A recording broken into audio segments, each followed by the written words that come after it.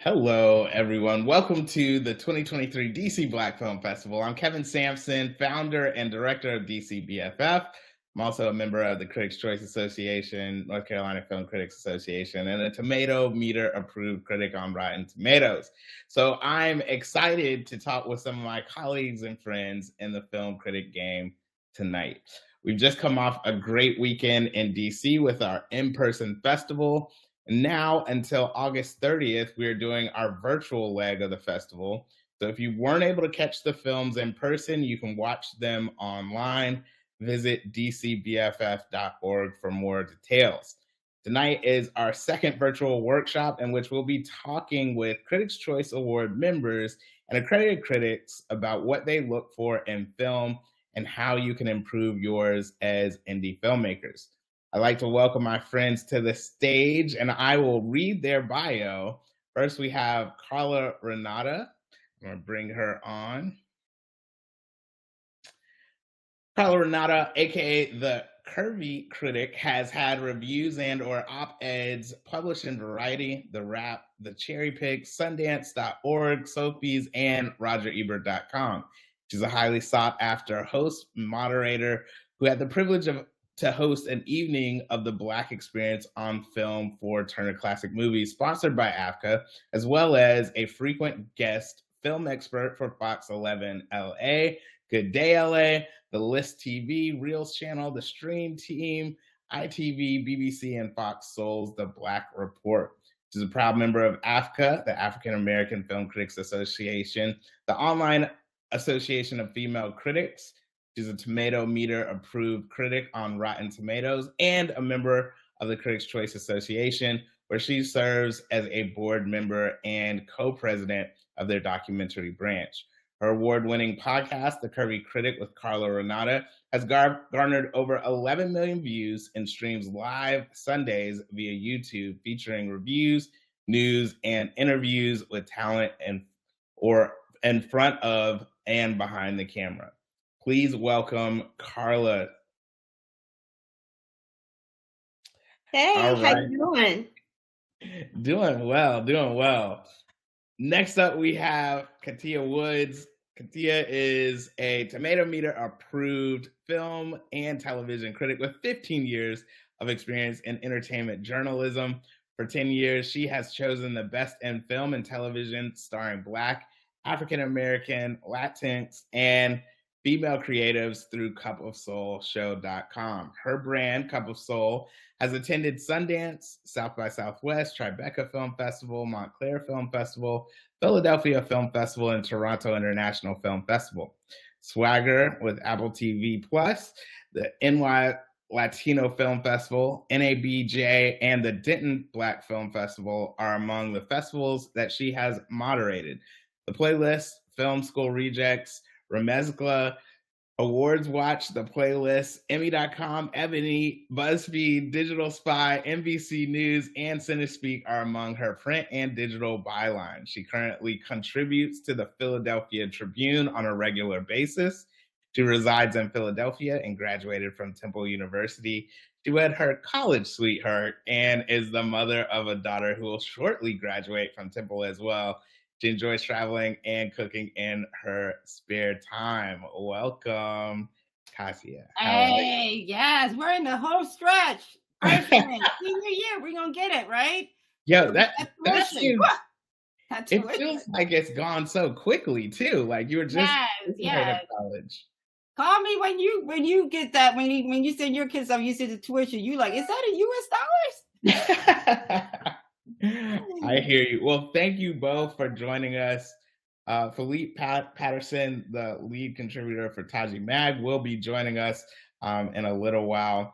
But I really do appreciate you just giving your time. Obviously, I just read your bios. You have so much professional wisdom and knowledge and experience. And so for you all to just give some time just to be able to talk with indie filmmakers, we really appreciate that. Of course. All right. So first question I always want to start out with is, when did you first fall in love with storytelling? I'll defer to my sister first. My mom was a professional dancer for over 20 years. So that means she worked on the weekends. So I went to boarding school for a while. That's a whole nother conversation. But when I would spend time with my mom would get me on her off days. We would go to the movies and we would see classic movies. My mom is a huge classic movie film. Like, I saw Ten Commandments for the first time in a movie theater. I saw Ben-Hur for the first time in a movie theater.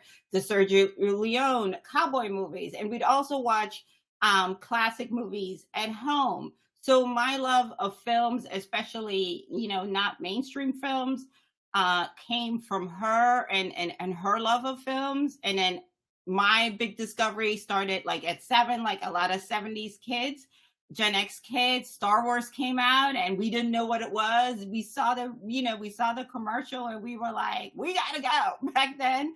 Because you didn't want to come to school on Monday, so everybody behaved and not be the kid that didn't see it. So we were all back on Monday talking about it. And that was like the first film I initiated the conversation with, that I saw like with my friends in a movie theater like 4 times. We sat there in the middle with a big tub of popcorn and we were totally hooked. So that's where that comes from. I love that. And it's so interesting because times have changed, right? Where something could come out and it could be simultaneously at home, but it was really a big event back then where like you said, that water cooler conversation, you don't want to be left out. Definitely. All right. Carla, how about you? Oh man, like Katia, my love of cinema came from my mom. My mother was a huge, and still is a huge, huge, huge movie buff, and she introduced me to a lot of different types of cinema, especially the movie musicals, because she loved, like Katia's mom. Katia's mom was a dancer. My mother had aspirations to be a dancer, and due to religious constrictions in our family, she wasn't allowed to pursue that, but I was. So that's where my love of cinema came from. It was enhanced as I got older by watching Siskel and Ebert, the Two Thumbs Up, every Sunday, where they told us, you should see this, maybe not so much this. And I began to, fall in love with the critical side of it through them and through Leonard Maltin and through Gene Shalit and a bunch of other people that are old school that we used to see do it back in the day. And when I decided to pursue it full time, I noticed that there weren't a whole lot of women of color talking about films. That when you tune into your local news channel, is a bunch of middle-aged white dudes talking about movies. And I'm like, I'm knowledgeable about this. I could do this. And so thus the journey began. But that is where my love of film absolutely came from my mom and Siskel and Ebert and Maltin and all those other really wonderful people who had such an infinite knowledge of cinema. I love that because similarly, I didn't realize as a kid when I was watching Siskel and Ebert just growing up that like one day I would actually be doing that. And so 100% I'm with you on that. Audience, you may notice there is a poll question. So please go ahead and answer that poll question. We just want to find out who is the audience, who is actually in the audience so that we can really kind of gear our questions in the conversation to making sure that we answer them for you.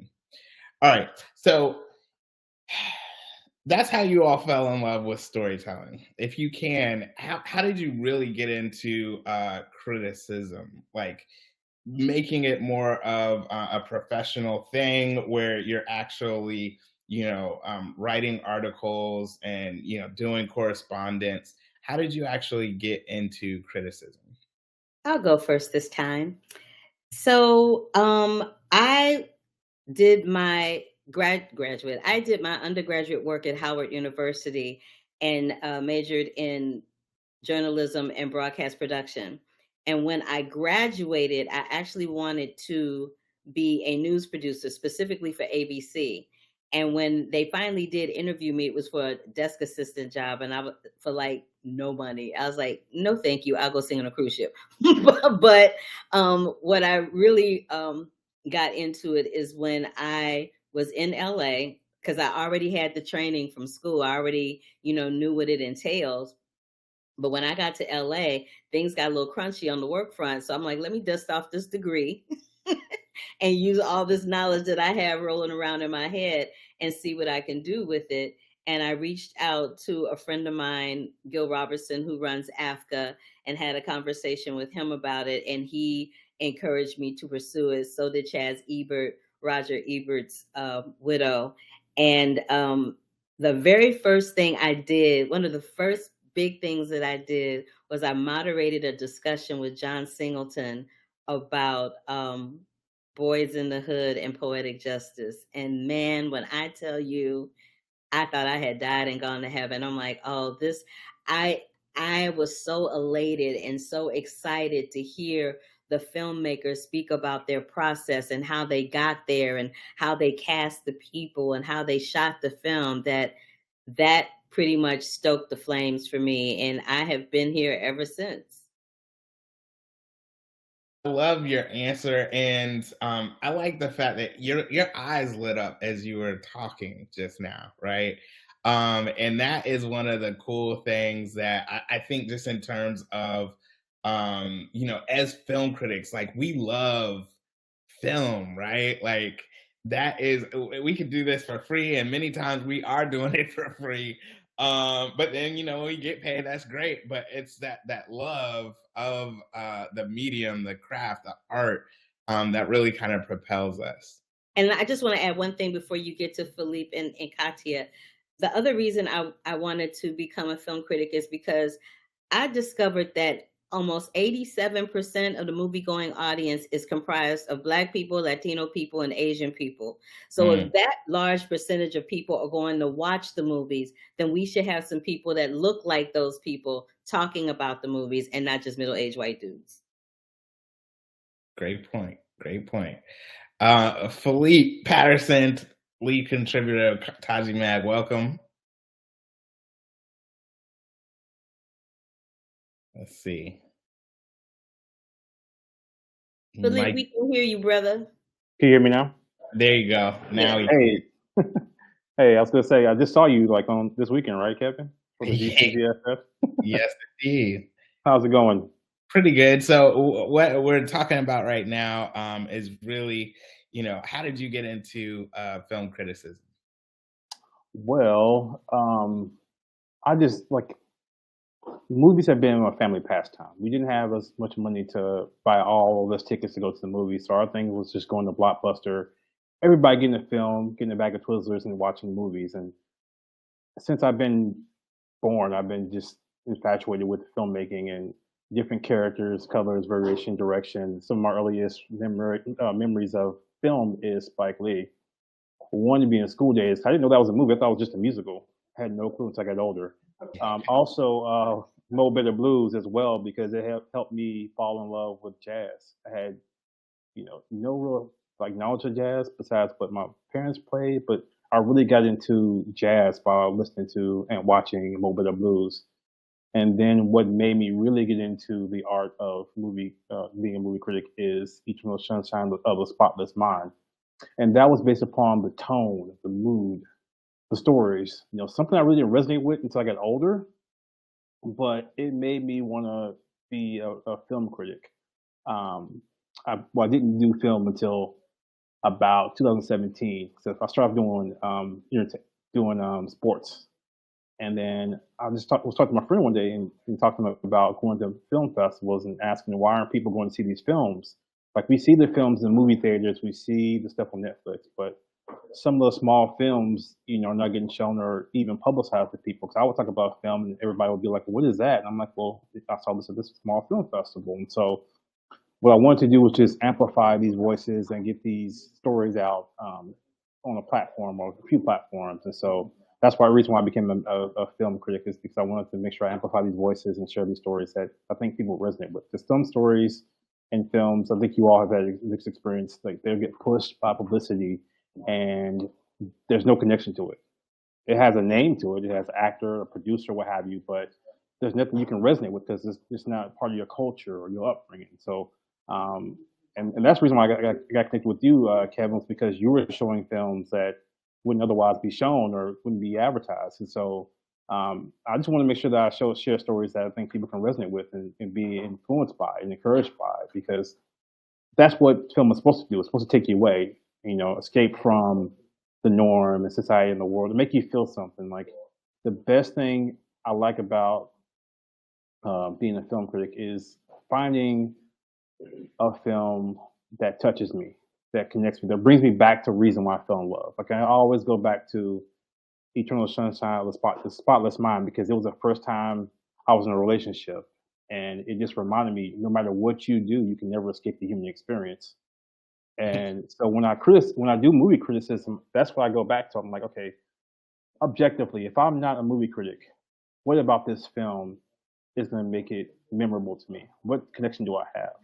It's just like any song, any type of art. You can think of a song that made you feel some type of way, whether it's a breakup, whether it's excitement, whatever it is. Film should do the same thing. So Yeah. that was my earliest memory of being wanting to be a critic. All right. Appreciate it, Felipe. Kathia, how about you? Mine is not so glamorous. I started my journalism career covering hip hop. It was pre-internet and was basically just, people that knew the culture. I mean, which I did. Like, I've always been a music head, and I can say like different beats and who does what. And somebody was per usual. Somebody was supposed to do their job, and they didn't show up to do their job. And I got the call. And I was like, okay, it can't be no different, I mean, the same idea you critique, is this album flowing, I'll apply the same things. And I've been looking to I was getting to the age where I was like, man, I'm not trying to be out Friday night until like 2 a.m. You know what I mean? Praying that stuff starts on time, and covering, like, I would go from a smaller show to like, go to a bigger show and do all that back and forth in the car, and, then file stories and just be like, oh, I'm going to be in the bed by like 10 o'clock. You know what I mean? So this came at a perfect time, that transition. I mean, I still cover music once in a while, but I'm just like, oh, thank God. Like, I'll see certain things. Ooh, thank God, I'm going to go to that. You know what I mean? Or, it's also much smoother. I think the interviews are much better. You know what I mean? People use complete sentences. You know what I'm saying is not a tagline. And I, like Carla, I agree. I knew there weren't a lot of people that looked like us as film critics, but honey, when I leaned in, I was like, whoa, ¿dónde están los negros? I was like, where are the Negroes? Because it was dry out here. It still be dry sometimes. Let's keep it real, like, right? I mean, in some of these organizations, we barely got a starting 5. So it is still a hard hurdle. And like Felipe, I'm a firm believer, when I go to a festival, I push myself to have a day where I look at films that aren't necessarily have a whole bunch of stars in them, aren't like, acclaimed and don't have that push. And they turn out to be some of my most fun days. Sometimes all the stuff that gets hyped and you're sitting in a movie theater, you like, that ain't it. Like, when is it going to hit, right? And the stuff that might be you and someone else at 8 a.m. I saw The Father.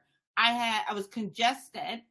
I saw it at an 8 a.m. Press screening. It was me and 3 other people, and I was boo-hooing through the whole thing. You know what I mean? I was like, oh my God, Anthony Hopkins, the whole thing.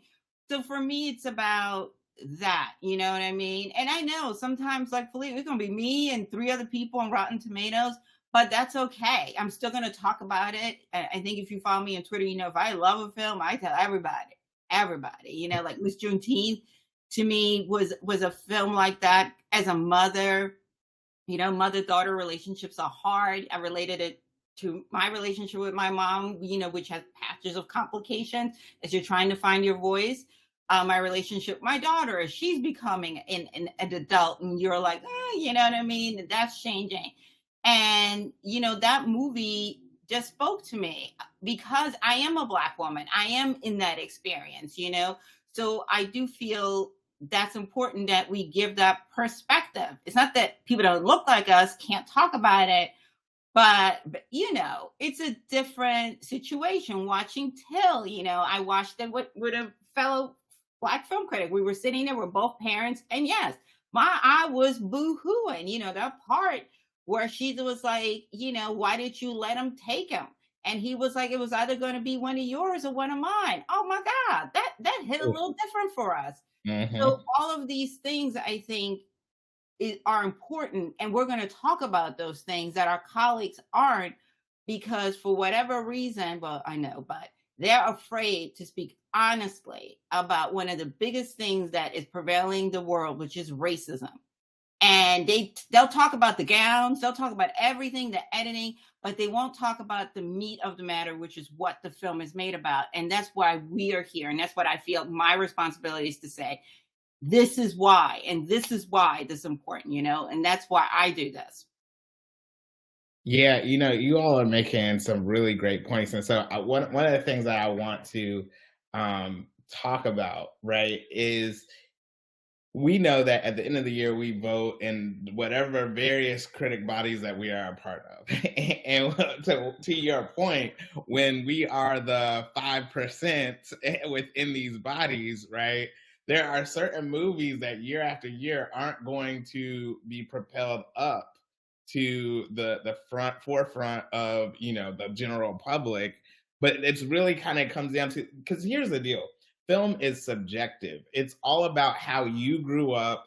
Did you go to Blockbuster, like Felipe said, with your folks? Did you get beat up when you were in middle school? All these different things create like what we enjoy about film. So if you all could just talk a little bit about why it is super important to really kind of look at the I would say minority voice in film, because you're mainstream, as I said, each year at the end of the year, you're going to have a big push under certain movies. We already know Barbenheimer, it got its love, you know what I mean? But then like these other smaller, great films aren't going to get the same love. So I don't know who wants to take that on first, but Carla, go ahead. I just want to piggyback on something that you said. I always say that film is like watching a movie is like walking into a museum and having 50 to 100 people looking at the same painting. Everybody's going to look at that same painting at the same time in the same space, but everybody's going to walk away with it with a different feeling on it, of how they interpreted it and how they felt about it. That is what I always like in seeing a film too. Having said that, it's ginormously important to have people of color weighing in on other films other than, the Barbies and the Oppenheimers. And it's even important to have us weighing in on films like that, because this is something, I'll give you a perfect example. When Oppenheimer came out, I think I was the only person that walked out of that theater and was like, is it just me, or did they just mention only 2 lines about the Japanese? I'm like they literally used the atomic bomb to bomb Japan and Hawaii, and ain't nobody, and you gonna just give 2 lines to that in the movie? And it was funny because then after I published the review, then all of a sudden I started hearing about that in the news. And then I went on a news segment and I said that in the news segment as well. When I said it, the anchors were like this. And I'm like, look, facts, it's the truth. I'm not making it up. And when we see a film like Blue Beetle, for example, when that comes out, this is the first. Blue Beetle is for the Latino community where Black Panther was for Black folks. Like when Blue Beetle was coming out, the Latino community was like this with that and Flaming Hot. They was like, yes, yes, yes, because it matters when you see somebody that looks like you on a screen. It matters when you see a director helming a film that ends up being a Black Panther or a Blue Beetle or an Oppenheimer or a woman, for example. It matters. And so it matters when those voices in all of those lanes and categories weigh in on it, because it shouldn't, and I'm going to say this a million times in the conversation, so please forgive me, shouldn't always be a middle-aged white man. A middle-aged white man is not the only person that watches a movie. A middle-aged white man is not the majority of the theater-going audience, whether it's streaming or in an actual movie theater. So, and people are always talking about diversity and diaspora. Well, if you truly, really want that, then you have to include all voices, all ethnicities, all genders, trans, bisexual, whatever, and people in the disability community too, because don't assume just because they're not mobile that they're not capable of making, intelligent, viable commentary on a cinematic piece. Felipe, you want to go? I'll let you go first. Well, here's my thing. The sad part is we as Black people have, because out of necessity, not just Black people, but people of color, but since we all Black, we're going to go lean into the Black part, is we have had to live a world understanding their point of view just to survive. Because if we don't understand where they're coming from, we don't know how to navigate the system. That's just our reality. So therefore, when we sit and we watch a Barbie, right? Yes, we're happy to see an Issa Rae, but we're not going to freak out that she's not the main star, because we already know what it is. But I don't know what it is with our colleagues, as I like to refer to it, in politics across the aisle. When it comes to something that doesn't center them, it's like they get the dummy move. You know what I mean? Like there was a review, and I'm not going to mention the person's name because they're not getting any fanfare out of me, for Blue Beetle, that was just utterly racist, I'm going to say xenophobic, and where they're using Spanglish to talk about the film. And I'm just like, and we've seen people do it with Black films. We had a critic from a from a trade magazine talking about she couldn't relate and to tell because the young man was not shown being lynched. Like, come on, like, are we doing this? And what's worse is, I know when I write for a publication, I have an editor that went from my desk to somebody else's desk to publication, and they allowed it to happen. So the house is rotten, not just from the bottom, it's from the top down. So this is why you need us, because we called out that, I don't care if you don't like a movie, but what you're not going to do is say you can't relate to our pain and suffering unless you see us being tortured and mauled and dragged and all kinds of things. No, thank you. And because we spoke up, that person went back and they adjusted their review. But it shouldn't have taken us speaking up. Somebody in-house, and you don't have to be Black, should have said, hold on. My beer, you don't say that. You know what I mean? It's the same thing with the Turning Red. Every time we have a movie that centers minorities, it's some foolery. That's why you need us. And I appreciate y'all. And not only that, I got to give y'all's flowers, because I have literally seen the conversation change because you all spoke up on not just one, but like multiple films. So you're absolutely right. And like I said, I got to give you all your flowers on that, because sometimes it's like, if no one says anything, then it's just business as usual. So 100%. Felipe, how about you? I was gonna say, Kathia, I know you've spoken on some big movies before and been trending, so I can appreciate that. But no, I agree with them like 100%. And I'd like to point out, sometimes when they do these like slave films, stuff like that, like it's numb. It's a product. There's no connection. And I'm not gonna speak about which films that I'm speaking of, but there's nothing that you can connect with besides a trauma bond, a trauma film. And so we have films like, I want to use an example, An Angry Black Girl and Her Monster. That should be on the top of everybody's list. That should resonate with a lot of people. That should be trending right now as we speak. But because you can't relate to it, it's not going to get publicized. And the thing is, it's artfully done. It's based off of Frankenstein.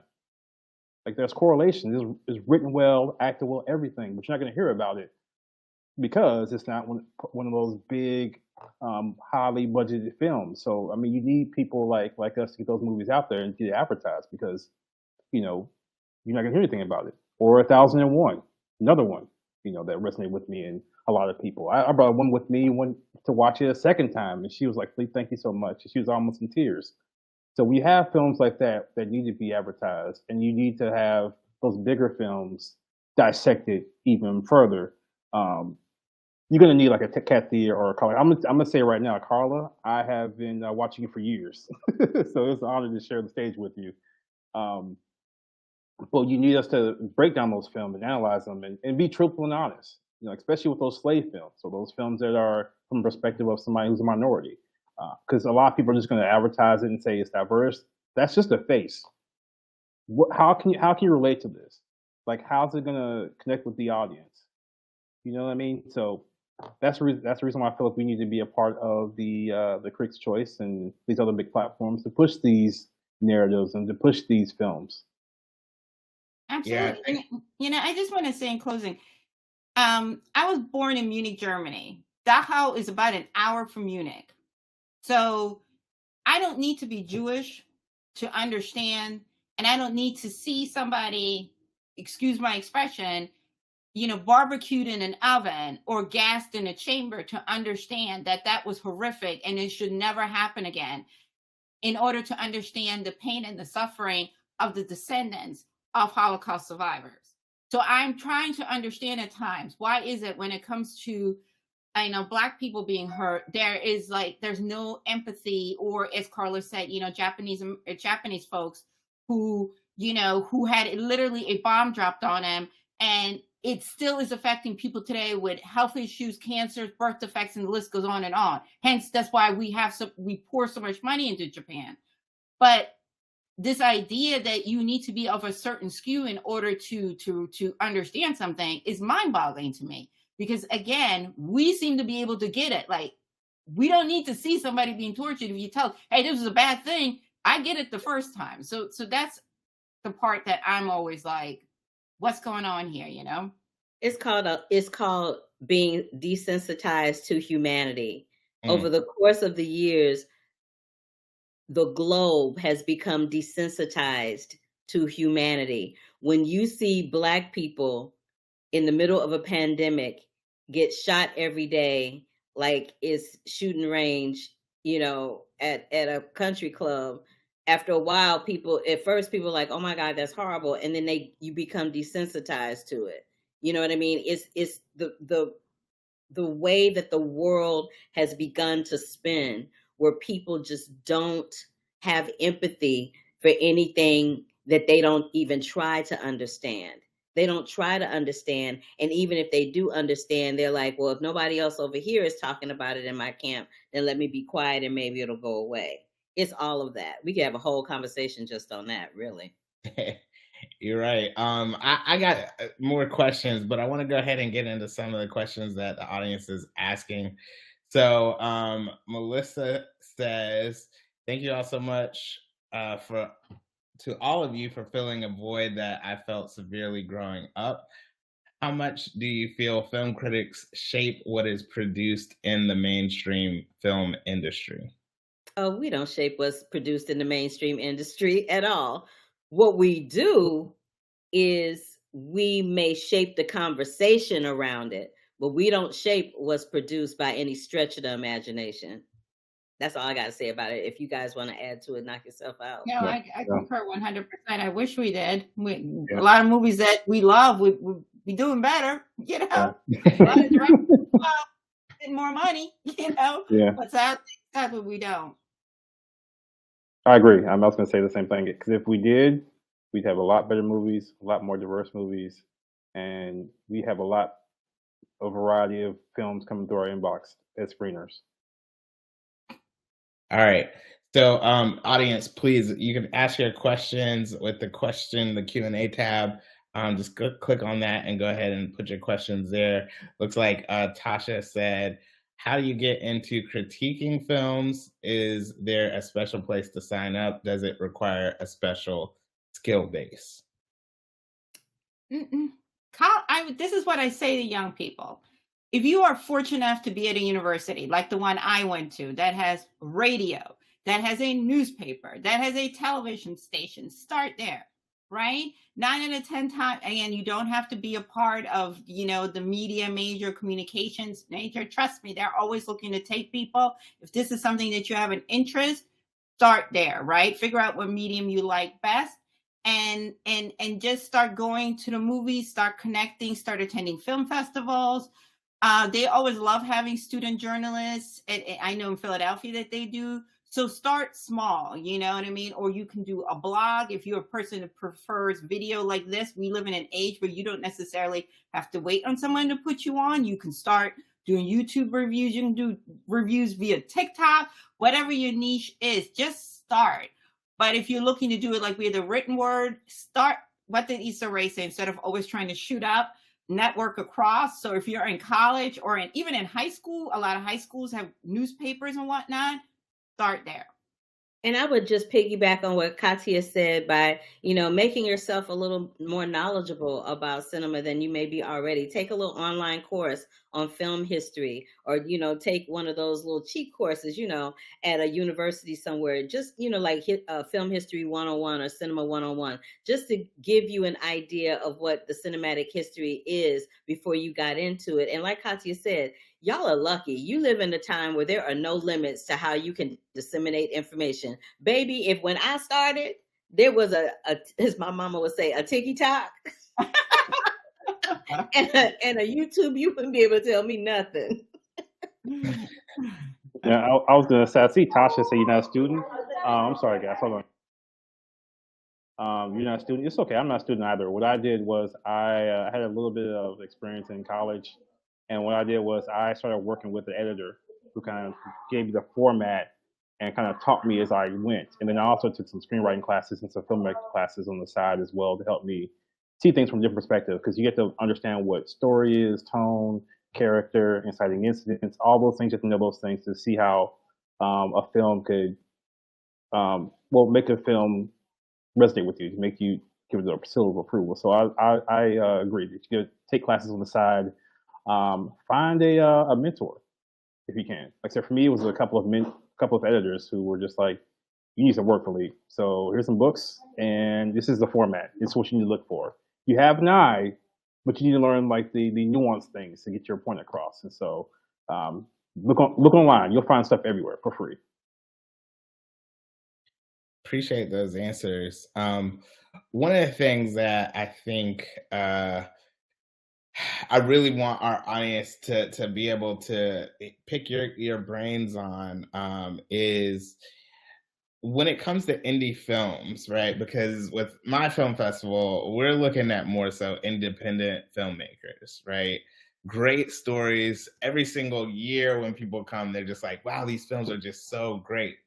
But they don't always get the shine that they deserve. But however, there's plenty of films that don't make it into the fest, right? And so for indie filmmakers that are trying to hone their craft, what are some of the things that you all look for as critics that might help to separate them from the rest of the pack? Like, what advice would you have for indie filmmakers to really be thinking about while they're in production?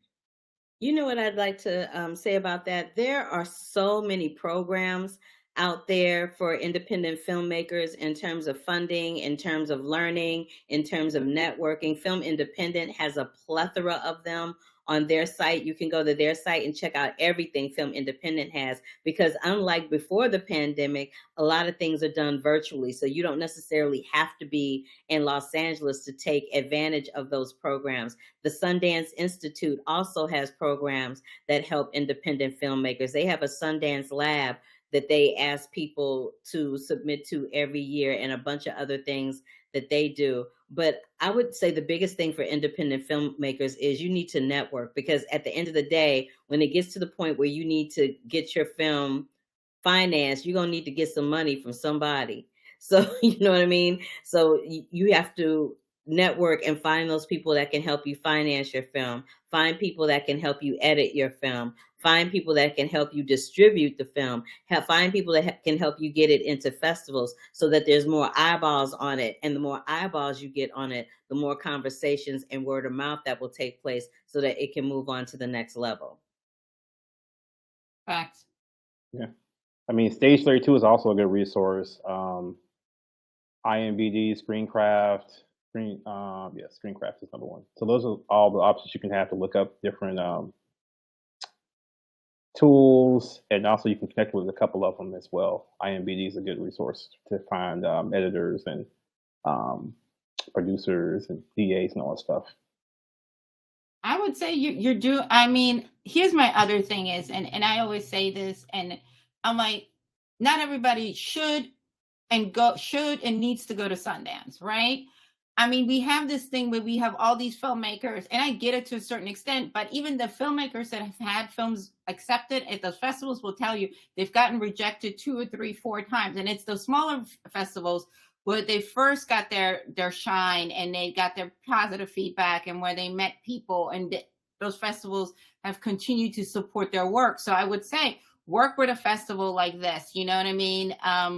To go where people are willing to support you. Also, you probably will be seen in a bigger light. Whereas if you do go to a festival like Sundance, and not to say that that's not a great festival, but you're going to be competing with those star-studded films. So everybody's going to be running to that one thing because, you know, it's the shiny diamond. And you're going to be praying that people are going to come to your things. You're going to be shown like some obscure time, like 9:45 on a Saturday, you know, when people have been out drinking and doing stuff, you know, on a Friday night.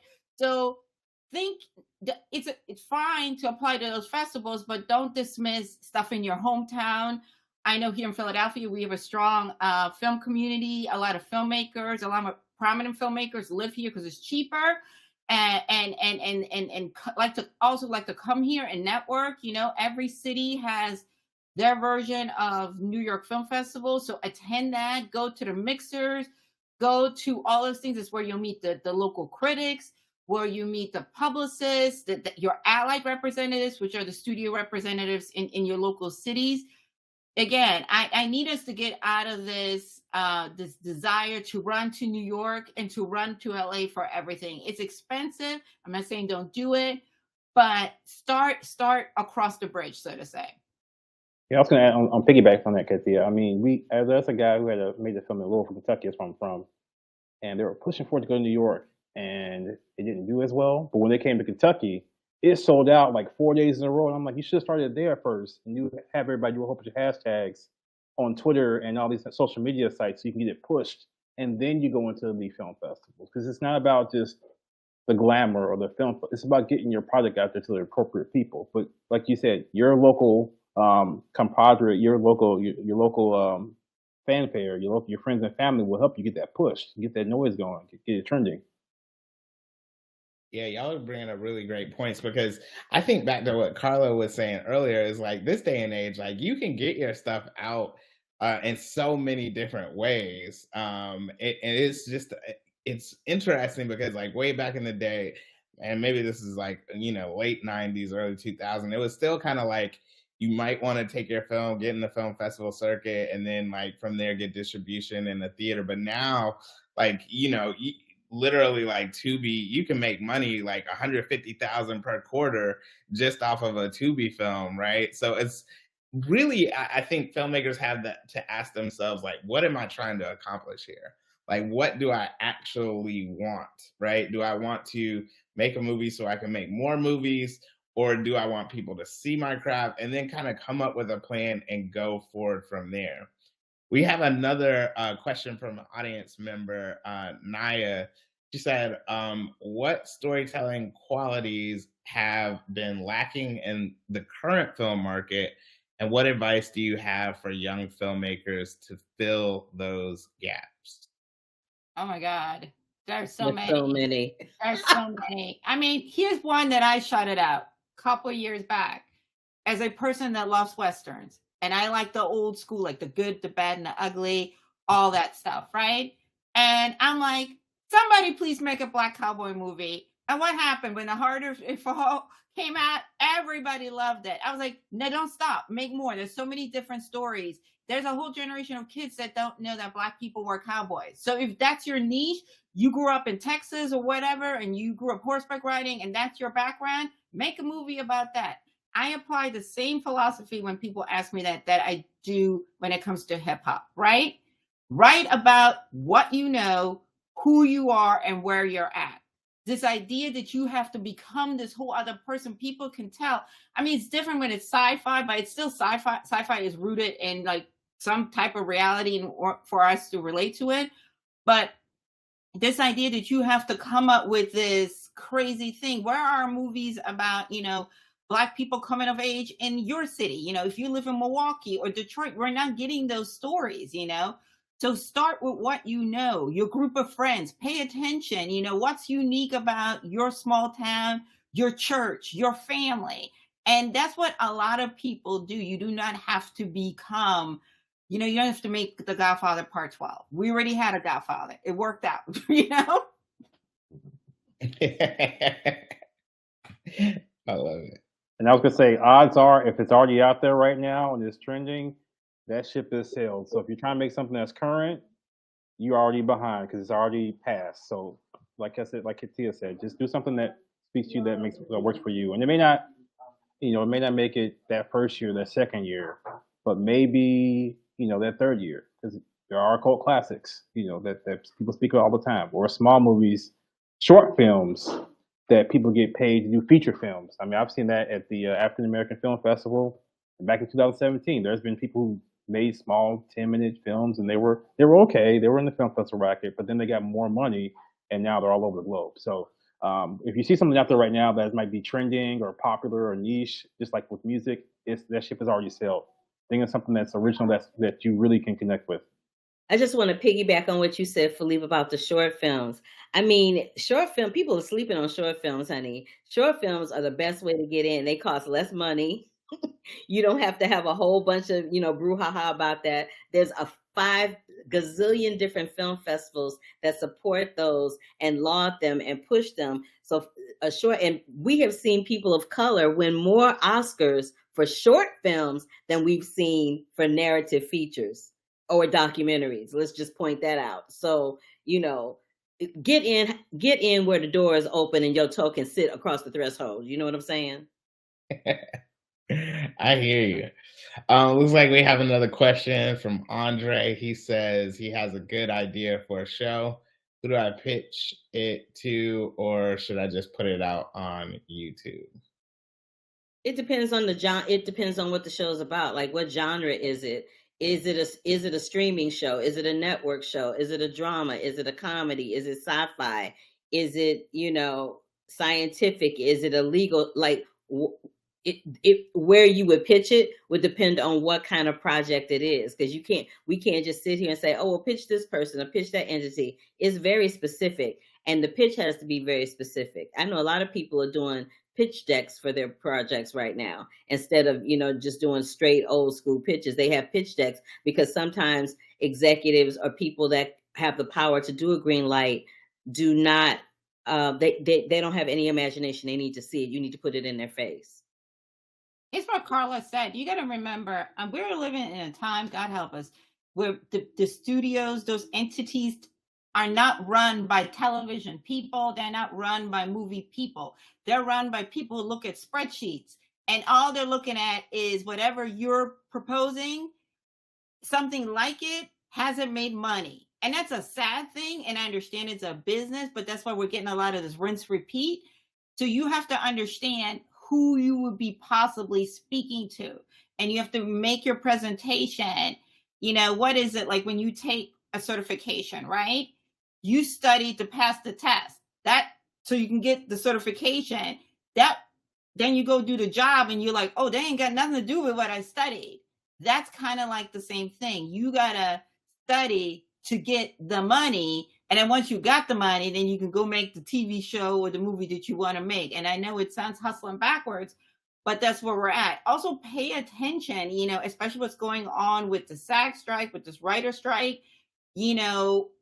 The grass ain't as green as we thought it was. A lot of this having it on certain platforms is great to get it out to an audience, but are you still going to be eating Cheerios? You know what I mean? So look at it and make an informed decision, speak to other people. And again, I know we have 15 gazillion streamers and people changing names and remix and stuff. But I think one thing the strike, I pray, has done for a lot of you that are creatives is to help educate the public, understanding what this business looks like in 2023. This is not 1975, where, you're getting residual checks in the thousands. So just do your research. I was gonna say I agree with them both. Just do your research, know who you're pitching to. 'Cause that's the most important thing. So I've actually tried to pitch in the past years ago, and the person read was just like, "This is not my niche. We don't do these type of films." So it's like you can't pitch a hardcore like comic book movie to like A24 because they're gonna be like, that's not our niche. It's not our, we don't produce those type of films." So make sure you know who you're talking to. And sometimes you can actually reach out to some producers online. That, if they're available, they might talk to you. Say, "Hey, you have 5 minutes for coffee." And sometimes what I've heard writers and TV filmmakers do is say, "Hey, if you got 5 minutes, I'll buy you a coffee or some tea just to pick your brain. But you better have your stuff ready because they only have like 5 minutes to go." And some people will reach back out. I had a friend who did that. He reached out to a couple of showrunners and they gave him like 10 minutes of their time with tea and gave them all the information that they needed. So do your research. Don't be afraid to reach out, but make sure you are ready. Stay where you want to get ready. All right. I know we're getting kind of close to the top of the hour here. One thing that I really just want is for anybody watching, right? Like, what are some nuggets that you think they should take away, right? That the behind the scenes things that we know and understand as film critics. So, for instance, like I was talking about earlier in terms of the numbers game, right? The subjectivity. And so a lot of times the reason I appreciate something like the Black Reel Awards is because I know I'm going to be able, my vote really matters, right? That's how I feel, at least. Like my vote doesn't really matter so much in the Critics' Choice Awards because the numbers just are skewed. But when it comes to the Black Reel Awards, I know that my opinion, my vote actually counts. Another thing I would say, and I think Kathia, you were talking about this just a second ago in terms of submitting to a film festival. So as a film festival director, and at least DCBFF, where it's a smaller kind of independent film festival, not quite on that Sundance level. One thing that I think it might have been Kathia, or if not, it was Carla. You said like looking at short films, right? Short films are a great way to one, cut your teeth on how can you tell a good story, right, in a short amount of time. But not only that, in terms of programming, like when you're submitting films that are 30 minutes or more, and even like honestly, I'm gonna say like 20 minutes or more, like I'm really going to think about, is this 20 minutes worth the time that it's going to take up in the theater? If it is not, it's going to get cut, right? So as filmmakers, starting to think, all right, if I'm going to go the festival circuit route, like I'm going to tell a tight, concise story in 15 minutes or less. And honestly, those films that are like 8 minutes, 7 minutes, but they're bangers, of course we want to, show those at our festival. Is not taking up too much time, and not only that, like it's really good. So those are two nuggets that I would definitely say for the audience. But for Carla, Kathia, Felipe, do you all have any kind of nuggets like that you just think would be really good for our audience? I'm going Harper. I'm going to harp on the short thing because let me give you a very specific example that everybody's going to know. There was a film called Hair Love a few years ago, written by Matthew Cherry. That film was less than 10. It was somewhere between 10 and 20 minutes long, right? He won an Oscar for that, y'all. He won an Oscar for telling a story about a little girl getting her hair done by her daddy, who was jacking up her hair after her mom had passed away. What little girl, black, white, or otherwise, has not had their daddy put their hands on their head and it looked a hot buttered mess? My daddy was one of them. So it's like Felipe and Kathia and Kevin have been saying, find a story that resonates, something that you know, something that is part of there is something happening in your life right now that you're not thinking anything about it. But if you do a film or short film about it, it's going to resonate with somebody and you could be that next Oscar winner. I would say also something that coming from music, we have way more rappers and whatever, right, than we need. And they always need a video, right? And some of them got money. So why are you trying to raise your funds to make your dream project put it out there. If especially you got the equipment, you've got the expertise, visual, anything that you can do visually to start building your portfolio and charge people for it. But I have a friend of mine who literally, he was at Temple, and he got on his hustle because he had access to the equipment and everything. And he started going to concerts, and he started networking with rappers. And he started off, charging $500 for a video. And then as his portfolio got bigger, it went up to 1,000, went up to 2. And, now you can't get him for less than 10. So the point is, and he's using that money to fund his film. So sometimes, you have a skill set. Look around and see where the need is. Nobody's saying you should be a video director if that's not your desire, but you can use the one to fund the other. And let's not act like video directors haven't made that jump to feature film. You know what I mean? You can bring a different perspective. What do we all hate about rap videos? It's the same thing as the Jews, you're in the club. You can say, hey, how about we do X, Y, and Z to help you stand out? It's a win-win. The artist gets something different, and you get to build on your portfolio. And on top of that, you get some money. I'm just saying. I'm gonna jump in on that real quick, but that's a really good point because some of that most interesting, like IG, like there's this one guy that now I think some of this stuff is like already pre-done, but he finds like independent kind of rap artists and then he'll be like, yo, can I make a video for you real quick? Those like, yo, can I do this real quick? This is my work. And then they do it.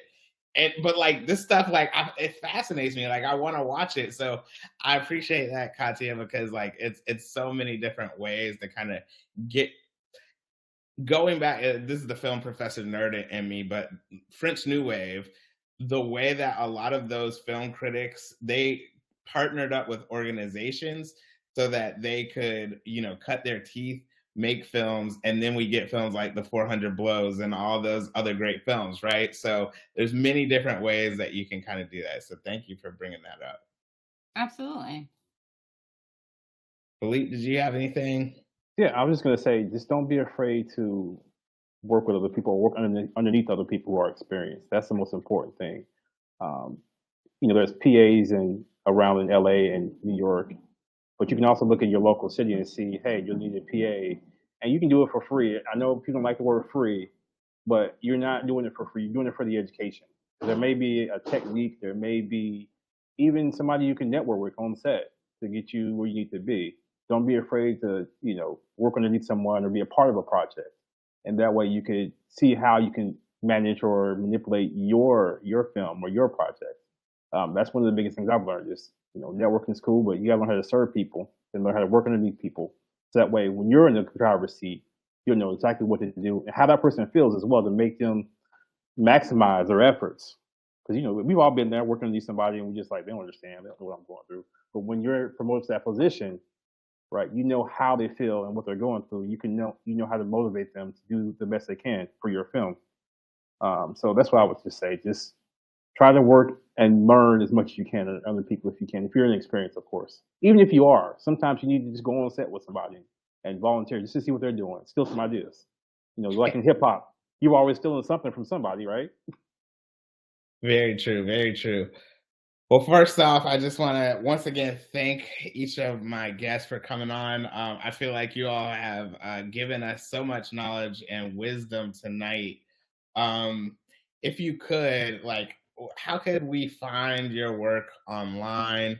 How can people follow your work? Because I think that was something that we were hitting on, right? Just in terms of the fact that our voices really matter. So how can our audience support you? Carla, let's start with you.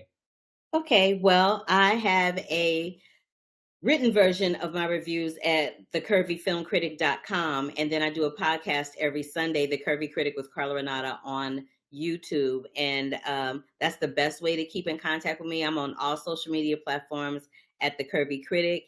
And you'll see me pop on some local news or radio stations every once in a while. So support assistants, say what's up. You can, I'm the same on everything. KATHIA_Woods. We all seen them folks that 1, 2, 3 this and 3, 2, 1. We don't have, so I'm the same on everything.